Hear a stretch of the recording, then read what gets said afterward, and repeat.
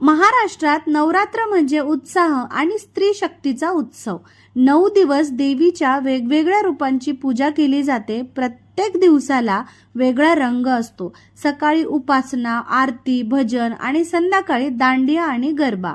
अशा प्रकारे 9 दिवस अगदी उत्साहात साजरे केले जातात। वर्षभर अगदी किचन मध्ये काम करणारी स्त्री 9 दिवस नवरात्रीचे मात्र खूप मजा करते, दांडिया खेळते आणि स्वतःचा जे फ्रीडम आहे ते एन्जॉय करते। बऱ्याच स्त्रियांना घरून परमिशन मिळत नाही आणि बऱ्याच स्त्रिया विदाउट परमिशन येतात, पण येतात। काही जणी घरीच बसतात, फोनवर बघतात आणि काही जणी आमच्यासारख्या एन्जॉय करतात। काही जणांना गरबा खेळायला खूप आवडतं, तर काही जणी माझ्यासारखा असतात ज्या फक्त 5 मिनिटं डान्स करतात आणि त्यानंतर बाजूला जाऊन सगळ्यांना ऑब्झर्व करतात। काहीही असो, प्रत्येकाचे प्रत्येक भाव, प्रत्येक प्रकार, पण 9 दिवस मात्र हे दांडियाचे इतके छान गेले।